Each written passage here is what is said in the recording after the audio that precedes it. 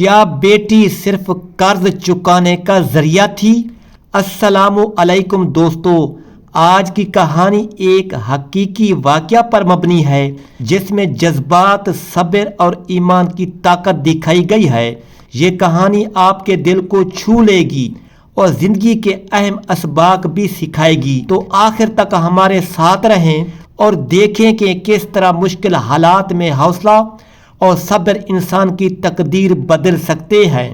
میرا نام عائشہ ہے اور میرا تعلق اندرون سندھ کے ایک چھوٹے سے قصبے خیرپور کے قریب واقع گاؤں سکندر آباد سے ہے، جہاں زندگی ہمیشہ سے مشکل تھی مگر امید کبھی مکمل طور پر ختم نہیں ہوئی تھی۔ میں اپنے گھر کی سب سے بڑی بیٹی تھی اور شاید اس وجہ سے بچپن سے ہی مجھے یہ احساس دلا دیا گیا تھا کہ میں کوئی عام بچی نہیں بلکہ ایک ذمہ دار ہوں جو وقت سے پہلے بڑی کر دی گئی ہے۔ میرے والد ارشاد علی محنتی کم اور غصے والے زیادہ تھے اور ان کی زندگی میں استقامت نام کی کوئی چیز نہیں تھی۔ کبھی چھوٹا موٹا کام کرتے اور پھر کئی دن گھر پر بیکار بیٹھے رہتے، جبکہ میری ماں سلمہ بی بی لوگوں کے گھروں میں کام کر کے ہمارا چولہا جلاتی تھی اور اس کی آنکھوں میں ہمیشہ ایک انجانی سی تھکن بسی رہتی تھی جو شاید وقت سے پہلے بوڑھا کر دیتی ہے۔ ہمارا گھر کچی دیواروں اور ٹوٹی چھت والا تھا مگر اس میں بھی ہم نے خواب سجا رکھے تھے۔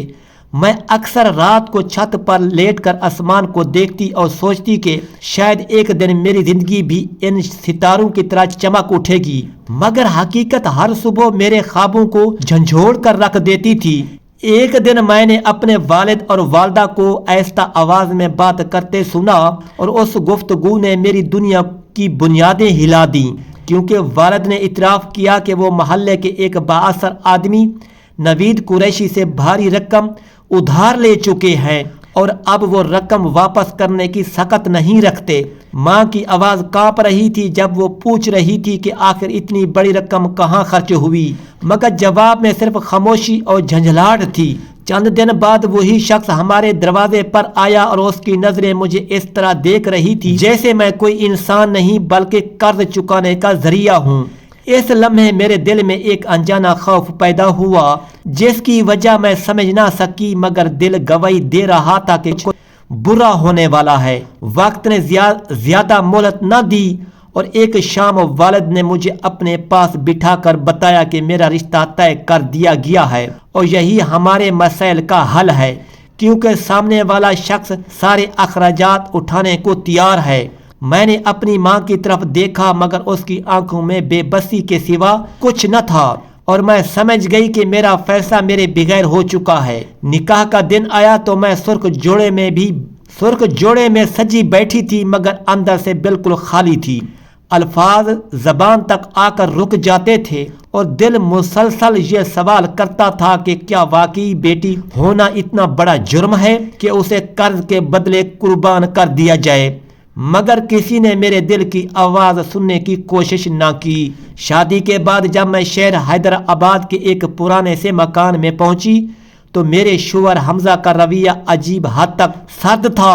وہ رسمی باتوں کے علاوہ کچھ نہ کہتا اور اکثر دیر رات تک گھر سے باہر رہتا تھا۔ میں نے اسے سمجھنے کی کوشش کی مگر ہر بار اس کے چہرے پر ایک انجان سا سایہ محسوس ہوتا، جیسے وہ کوئی راز اپنے اندر چھپائے ہوئے ہو۔ شادی کی پہلی رات ہی مجھے اندازہ ہو گیا کہ ہماری زندگی عام میاں بیوی جیسی نہیں ہوگی، کیونکہ اس کے رویے میں ایک عجیب سا فاصلہ تھا جو مجھے اندر تک ڈرا گیا۔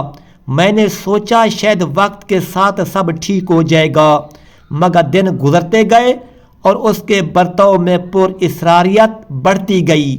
پھر ایک رات مجھے اچانک شدید چکر آئے اور صبح آنکھ کھلی تو میں خود کو کمزور اور بے حال محسوس کر رہی تھی۔ میں نے یہ بات حمزہ کو بتائی مگر اس نے اسے معمولی کہہ کر ٹال دیا، لیکن میرا دل کہہ رہا تھا کہ معاملہ اتنا سادہ نہیں ہے، کیونکہ اس گھر کی فضا میں کچھ ایسا تھا جو مجھے مسلسل بے چین رکھتا تھا۔ میں نے فیصلہ کیا کہ اب خاموش رہنے کی بجائے حقیقت تک پہنچوں گی، چاہے اس کے لیے مجھے خود ہی کیوں نہ ہمت کرنی پڑے، کیونکہ بعض اوقات عورت کو اپنی حفاظت خود کرنی پڑتی ہے۔ اور شاید میری آزمائش ابھی شروع ہوئی تھی۔ حیدرآباد کے اس پرانے مکان میں آئے مجھے ابھی چند ہی ہفتے ہوئے تھے، مگر یوں لگتا تھا جیسے برسوں سے کسی اندھی سرنگ میں قید ہوں جہاں روشنی کا کوئی سرہ دکھائی نہیں دیتا۔ حمزہ کا رویہ دن بدن زیادہ خاموش اور پر اصرار ہوتا جا رہا تھا، اور میں جتنی کوشش کرتی اسے سمجھنے کی اتنا ہی وہ مجھ سے دور ہوتا محسوس ہوتا تھا۔ گھر کی فضا میں ایک عجیب سی سنجیدگی تھی، جیسے دیواریں بھی کسی انجانے راز کی محافظ ہوں، اور میں ان دیواروں کے درمیان ایک ایسی کہانی کا کردار بن چکی تھی جس کا انجام مجھے معلوم نہیں تھا۔ میں اکثر رات کو جاگ جاتی کیونکہ مجھے یوں محسوس ہوتا جیسے کسی نے میرے کمرے کے دروازے کے بہر قدموں کی آہٹ دی ہو، مگر دروازہ کھولتی تو راہداری سنسان ملتی۔ میری طبیعت کی خرابی بڑھتی جا رہی تھی اور کمزوری اس حد تک ہو گئی تھی کہ سیڑھیاں چڑھتے ہوئے سانس پھولنے لگتا تھا۔ میں نے اصرار کر کے حمزہ سے کہا کہ مجھے ڈاکٹر کے پاس لے جایا جائے، کیونکہ یہ محض تھکن نہیں بلکہ کوئی اندرونی مسئلہ معلوم ہوتا ہے۔ وہ پہلے تو ٹالتا رہا، مگر آخر کار مجھے شہر کے ایک کلینک لے گیا جہاں ڈاکٹر فائزہ نے میرا معائنہ کیا۔ ڈاکٹر کی پیشانی پر پڑنے والی شکن نے میرے دل کی دھڑکن تیز کر دی، کیونکہ اس نے کچھ ٹیسٹ تجویز کیے اور مجھے آرام کرنے کا مشورہ دیا۔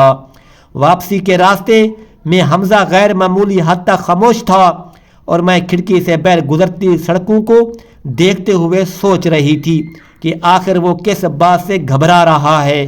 چند دن بعد جب رپورٹس آئیں تو ڈاکٹر نے مجھے اکیلے میں بات کرنے کے لیے بلایا، اور اس کی سنجیدہ آواز نے میرے قدموں تلے زمین کھینچ لی، کیونکہ اس نے بتایا کہ میرے جسم میں ایسی ادویات کے اثرات پائے گئے ہیں جو عام طور پر شدید بے خوابی یا ذہنی دباؤ کے مریضوں کو دی جاتی ہے۔ میں حیران رہ گئی کیونکہ میں نے کبھی ایسی کوئی دوا استعمال نہیں کی تھی۔ میں نے فوراً حمزہ کی طرف دیکھا، مگر اس نے نظریں چرا لیں اور بات کو ہنسی میں اڑانے کی کوشش کی کہ شاید لیبارٹری کی غلطی ہو، مگر ڈاکٹر نے واضح الفاظ میں کہا کہ یہ غلطی نہیں ہو سکتی، اور اگر میں نے ایسی کوئی دوا نہیں لی تو مجھے محتاط رہنے کی ضرورت ہے، کیونکہ مسلسل استعمال صحت کے لیے خطرناک ثابت ہو سکتا ہے۔ اس دن گھر واپس آ کر میں نے پہلی بار اپنے ارد گرد کی ہر چیز کو شک کی نظر سے دیکھا، کیونکہ باورچی خانے میں رکھے پانی کے جگ سے لے کر رات کو دی جانے والی چائے تک سب کچھ مشکوک محسوس ہونے لگا۔ میں نے پچھلے چند ہفتوں کو ذہن میں دہرانا شروع کیا تو یاد آیا کہ ہر رات سونے سے پہلے حمزہ خود میرے لیے دودھ گرم کر کے لاتا تھا اور اصرار کرتا تھا کہ میں پورا گلاس ختم کروں۔ میرے دل میں خوف کی ایک سرد لہر دوڑ گئی، مگر میں نے خود کو سنبھالا، کیونکہ بغیر ثبوت کے کوئی الزام لگانا مناسب نہ تھا۔ میں نے فیصلہ کیا کہ جلد بازی کی بجائے حقیقت تک پہنچنے کے لیے ہوشیاری سے کام لینا ہوگا، اور یہی سوچ کر میں نے ایک چھوٹا سا قدم اٹھانے کا ارادہ کیا۔ اگلی رات جب حمزہ دودھ لے کر آیا تو میں نے مسکرا کر گلاس ہاتھ میں لیا اور اسے زہر کیا کہ جیسے میں نے سب پی لیا ہو، مگر موقع ملتے ہی اسے خاموشی سے سنگ میں بہا دیا۔ پھر میں بستر پر لیٹ کر آنکھیں بند کیے رہی اور خود کو سوتا ہوا زہر کیا تاکہ دیکھ سکوں کہ آگے کیا ہوتا ہے۔ تقریباً آدھی رات کو میں نے آہستہ سے آنکھیں کھولی تو دیکھا کہ حمزہ میرے قریب کھڑا ہے اور اس کے چہرے پر وہی پر اصرار سنجیدگی ہے جسے میں پہلے بھی محسوس کر چکی تھی۔ اس نے چند لمحے مجھے غور سے دیکھا جیسے کسی فیصلے پر پہنچ رہا ہو، اور پھر کمرے سے باہر چلا گیا۔ میرا دل زور زور سے دھڑک رہا تھا، کیونکہ اب مجھے یقین ہو چکا تھا کہ معاملہ صرف اتفاق نہیں بلکہ کچھ اور ہے۔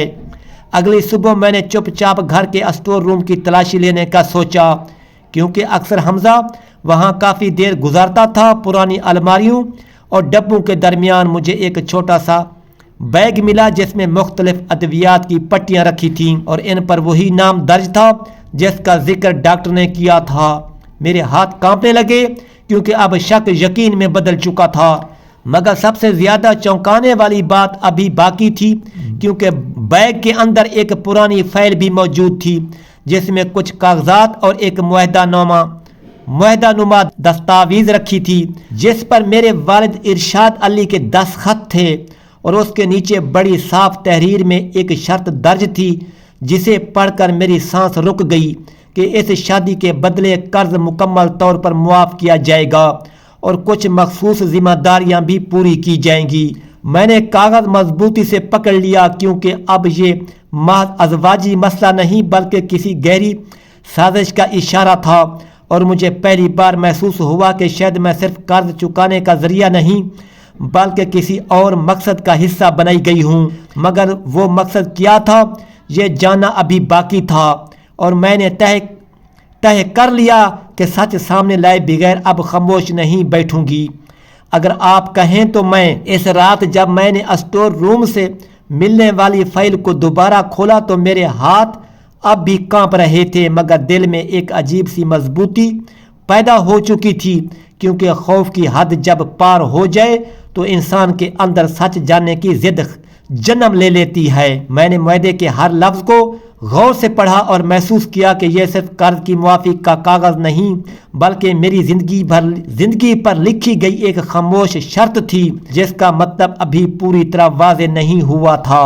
कागजात में एक और सफ़ा भी था, जिस पर किसी निजी अस्पताल का लेटर हेड बना हुआ था और उसमें कुछ तिब्बी इस्लाहात दर्ज थीं, जिन्हें मैं मुकम्मल तौर पर न समझ सकी, मगर इतना अंदाज़ा ज़रूर हो गया कि मामला सेहत और किसी ख़ास इलाज से मुताल्लिक़ है।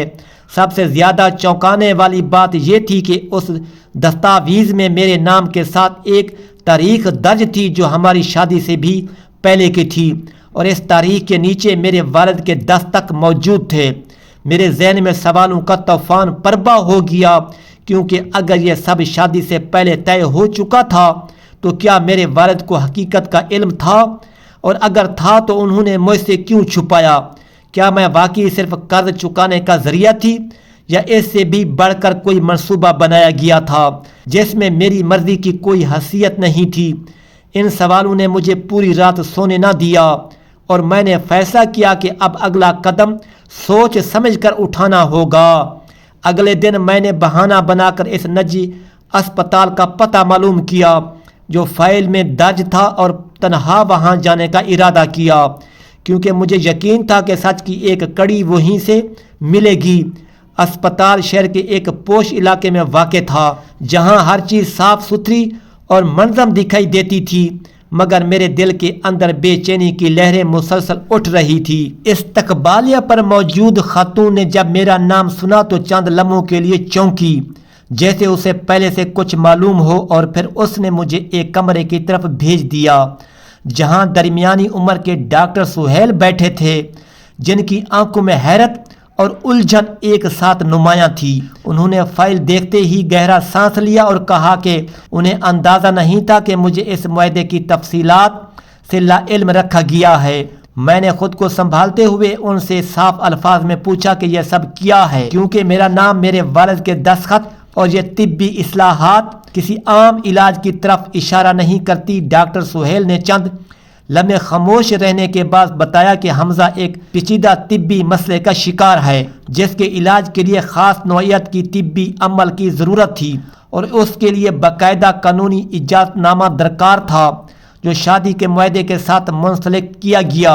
उनकी बात सुनते हुए मेरे कानों में शोर सा गूंजने लगा, क्योंकि इसका मतलब ये था कि मेरी शादी सिर्फ अज़वाजी रिश्ता नहीं बल्कि एक मनसूबा बंद इंतज़ाम था, जिसमें मेरी ज़िंदगी और सेहत को एक मखसूस मकसद के लिए इस्तेमाल किया जाना था।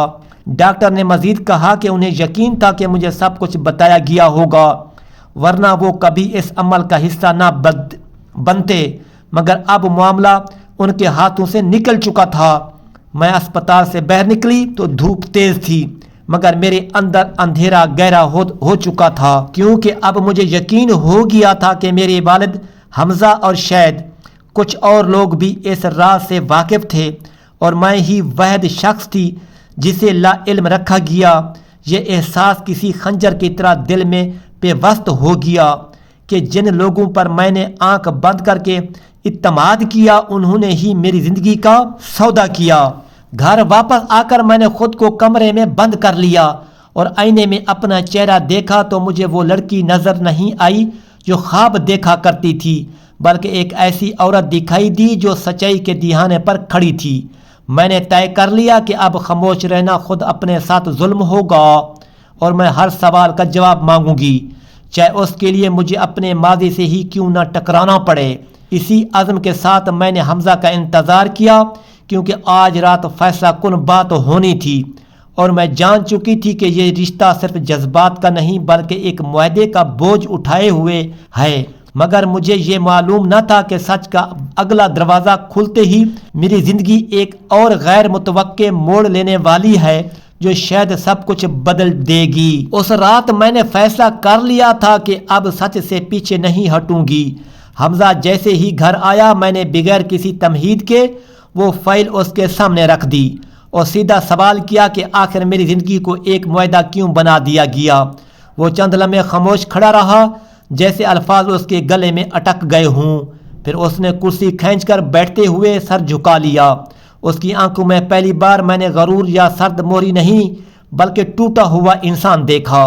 اس نے آہستہ آواز میں بتایا کہ وہ ایک سنگین بیماری کا شکار تھا جس کے علاج کے لیے ایک مخصوص طبی طریقہ ضروری تھا اور اس عمل میں شریک ہونے کے لیے قانونی طور پر بیوی کی رضامندی درکار تھی، مگر اسے ڈر تھا کہ اگر وہ سچ بتائے گا تو کوئی اس سے شادی نہیں کرے گا، اور اسی خوف میں اس نے میرے والد سے بات کی اور قرض معاف کرنے کے بدلے یہ رشتہ طے ہوا۔ میرے لیے سننا کسی قیامت سے کم نہ تھا، کیونکہ اس کا مطلب یہ تھا کہ میرے والد نے میری مرضی، میری صحت اور میرے مستقبل کو چند کاغذوں کے عوض گروی رکھ دیا تھا۔ میں نے کانپتی آواز میں پوچھا کہ کیا اسے کبھی یہ خیال نہیں آیا کہ میں بھی ایک انسان ہوں جس کے خواب اور حقوق ہیں؟ حمزہ کی آنکھوں سے آنسو بہنے لگے اور اس نے اعتراف کیا کہ اسے ہر لمحہ احساس جرم ستاتا رہا، مگر کمزوری اور خود غرضی نے اسے سچ بولنے کی ہمیشہ ہمت نہ دی۔ میں نے اس لمحے محسوس کیا کہ میرے اندر برسوں کا درد ایک سیلاب کی طرح امنڈ آیا ہے۔ بچپن کی غربت، باپ کی بے حسی، ماں کی خاموش آنکھیں، سب کچھ ایک ساتھ یاد آنے لگا۔ میں چیخنا چاہتی تھی مگر آواز جیسے کہیں گم ہو گئی تھی۔ میرے سامنے صرف دو راستے تھے، یا تو میں خود کو ہمیشہ کے لیے ایک سودے کا حصہ مان لوں یا پھر اپنے حق کے لیے کھڑی ہو جاؤں۔ اسی کشمکش میں دروازے پر دستک ہوئی اور میری ماں اندر آئی۔ اس کے چہرے پر ندامت صاف دکھائی دے رہی تھی، کیونکہ شاید اسے بھی حقیقت کا اندازہ ہو چکا تھا۔ اس نے میرے ہاتھ پکڑ کر کہا، اس نے دباؤ میں آ کر خاموشی اختیار کی مگر دل سے کبھی راضی نہیں تھی۔ اس اعتراف نے میرے زخموں کو اور گہرا کر دیا گیا، کیونکہ اب واضح ہو چکا تھا کہ میری زندگی کا فیصلہ سب نے مل کر کیا تھا سوائے میرے۔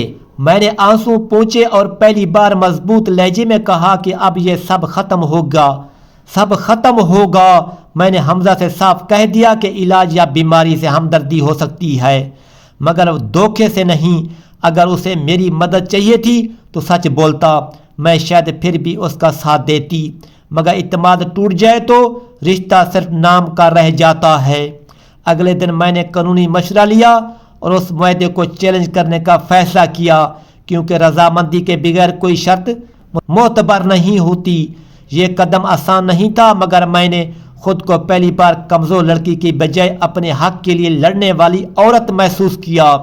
حمزہ نے بھی اعتراف غلطی کرتے ہوئے میرا فیصلہ قبول کیا اور کہا کہ وہ نتائج بھگتنے کو تیار ہے، کیونکہ شاید یہی اس کی توبہ کا راستہ ہے۔ چند مہینوں بعد میں اپنے گاؤں واپس نہیں گئی بلکہ شہر میں ہی رہ کر تعلیم مکمل کرنے کا فیصلہ کیا۔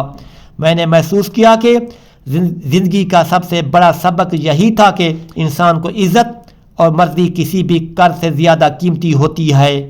میں نے اپنے اندر ٹوٹے خوابوں کو دوبارہ سمیٹا اور نئی شروعات کی۔ کہانی کا نچوڑ یہی ہے کہ غربت، بیماری یا مجبوری کبھی بھی کسی انسان کی رضا کے بغیر اس کی زندگی کا سودا کرنے کا جواز نہیں بن سکتی۔ سچ چھپایا جائے تو وہ زخم بن جاتا ہے اور جب سامنے آتا ہے تو رشتوں کی بنیادیں ہلا دیتا ہے، مگر اگر انسان ہمت کر لے تو وہ انہیں ملبوں سے اپنی نئی پہچان بھی بنا سکتا ہے۔